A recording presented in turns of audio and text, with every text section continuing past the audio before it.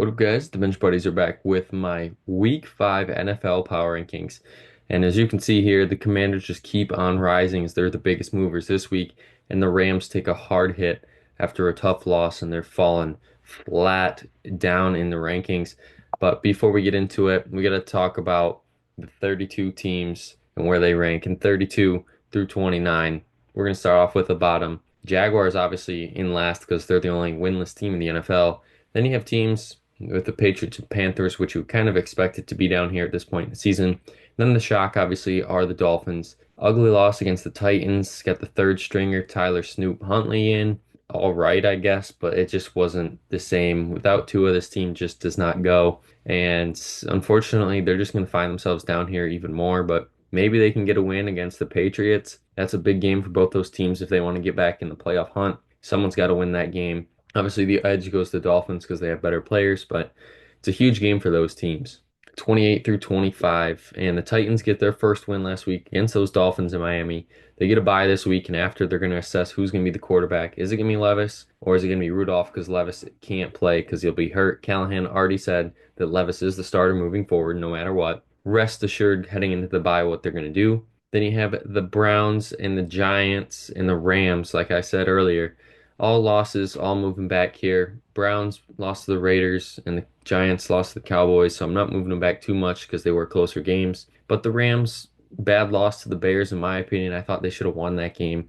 But they have a big injury bug as well with the receiver room. Obviously, Kupp's out. Already ruled out for this week against the Packers. Puka's still out. He's going to be out for at least another month. And when you lose your top two guys, I understand why you aren't winning games. They're in games, they just can't win them. But Kyren Williams is going to have to carry this team if they want to win any game. 24 through 21. And another team that's fallen hard are the Cardinals and the Jets. And in between there, you got the Raiders and the Bears. But the Jets, ugly loss to the Broncos, had a chance to win, but missed the game-winning field goal at the end. But Rodgers, just didn't show up in this one. It's probably his worst game so far as a Jet, besides last year's injury, of course. I don't know why I put at the Jets because they definitely aren't playing the Jets this week because they are the Jets. But the Raiders and the Bears get wins, moving up in the rankings barely. But a win is a win. 2-2 is better than 1-3.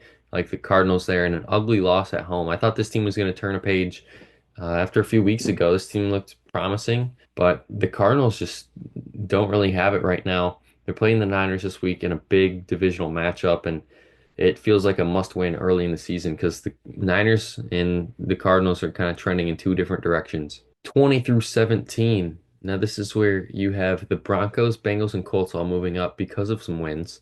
Then the Saints fall back after a loss to the Falcons on the road. And we'll start with the Broncos. Big win for them at 2-2 this year. Didn't think that they'd be 2-2 at this point, that's for sure. Especially beating the Jets is a good win there, and they get an easier game against the Raiders, which will be a huge game for both those teams. Bengals, their season's kind of on the line here against the Ravens, is what it feels like. It feels like a must-win game for them. They did get their first win against the Panthers though last week, which probably should have been a little more easier than it was. Colts, great performance against the Steelers. Richardson gets hurt, Flacco steps up, and they don't miss a beat. Maybe even look even better than they have with Richardson this year. Not saying anything moving forward, but Flacco, the seasoned vet, comes in and propels them to a win. And then you get the Saints, started 2-0, now lost two in a row, and it's a big week for them to see what team they are going to be moving forward because you go into Kansas City on Monday night, you get a win there. I think those hopes just flew back through the roof. But if you lose that game, I think a lot of people are going to start overlooking and just kind of putting this team down where they should be. 16 through 13. And you get the Falcons, Cowboys, and Niners all getting wins, and that's why they're moving up. Then you have the Eagles with an ugly loss on the road to the Bucks, and that's why they're falling down. And the Falcons, obviously good win against the Saints to put them right back in the running for the NFC South at 2-2. Cowboys needed a much win game there, and the Giants, obviously gave it a tough run, but Cowboys obviously prevailed there, and CD had a great game. And if they can get a win in Pittsburgh, I think the Cowboys are going to be back, that's for sure. No concern there for me, at least for them and the Niners. Niners got a big win against the Patriots as Jordan Mason really kind of led the way in this one. Brock Purdy played all right, but wasn't his best game. On the Cardinals, Brock Purdy always has a good game against the Cardinals in the last three games he's played against them. He's put up some solid numbers, so I expect a big week from Purdy this week. Then the Eagles, this team is very up and down. I would say they're probably one of the more inconsistent teams we've seen this year. Good win against the Packers, and then a loss like this at Tampa.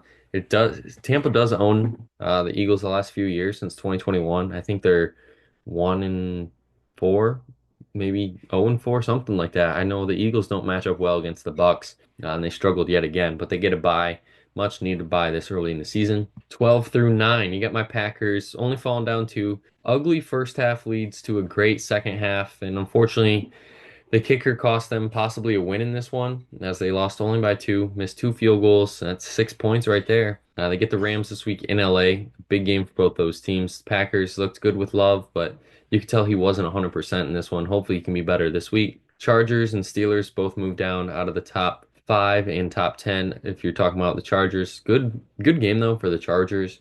Only losing by seven to the Chiefs. They get a bye to reassess where they are. Obviously, Jim Harbaugh's a running coach, and this team knows how to run the ball. That's who they're going to be this year, and I think that makes it even better for Herbert. Take his more deep shots, and I think he'll have a better year this year. Steelers suffer their first loss to the Colts on the road. Fields played all right, just couldn't get it done when it mattered most. They get the Cowboys this week at home. I expect a good defensive matchup there. Probably like a 16-10 game final is what I'm predicting. Don't know who's going to win yet, but one of those teams is going to come out victorious in a low-scoring battle. But, Russell Wilson, if he is healthy, I still think he's going to be behind Justin Fields at least till they really need Russ to take over because Fields is doing enough and managing the offense well enough. And you want to talk about a team that's coming out of nowhere? I think the Commanders are going to be the Houston Texans of last year. Might be an early hot take. I know it's only 4 games, but this Commanders team with Jayden Daniels, that offense is clicking. Brian Robinson not getting enough credit. He's doing awesome. Great running back out there. Then Terry McLaurin finally has his quarterback, it looks like. And, I think McLaurin could be a very good player this year at the end of the year when it's all said and done, maybe a top 10 receiver and stats wise when it's all said and done this year. But they get the Browns this week, a better defense. So we'll see how the Commanders handle that. 8 through 5.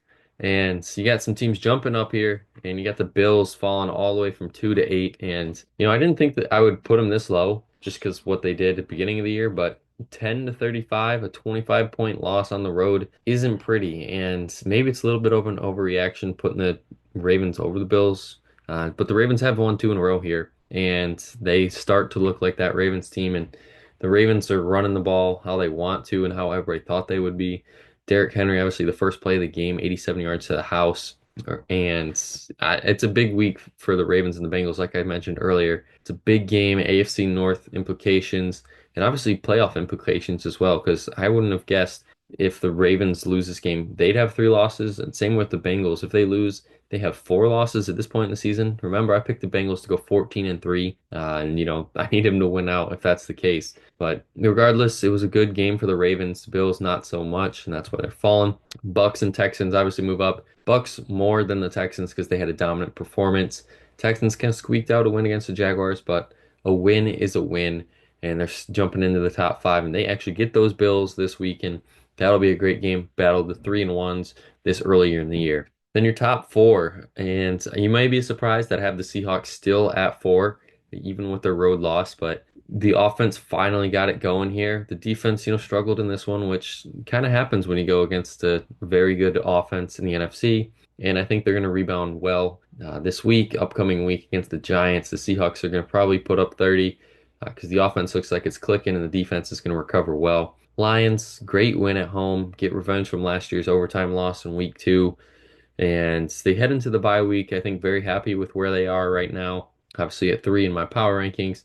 You want to talk about a team that's kind of coming out of nowhere is those Minnesota Vikings. Huge first half propels them to a win, a scary win in Green Bay.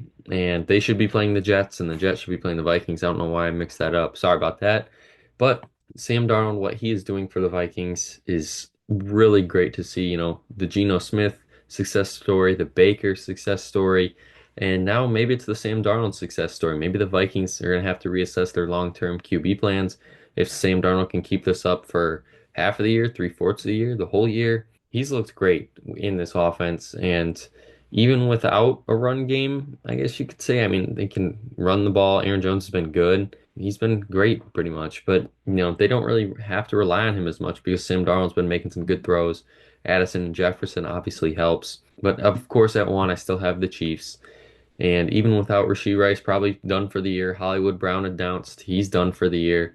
Worthy's time to step up, and Devonta Adams on the trade block. So maybe the Chiefs go make a move out there. And I know it's a conference, and then same division actually.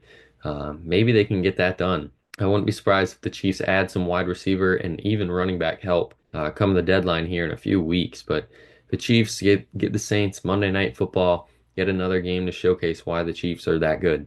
And that's going to be it for my Week 5 power rankings. Check back next week to see where your favorite team ranks. But until next time, the Bench Buddies are out.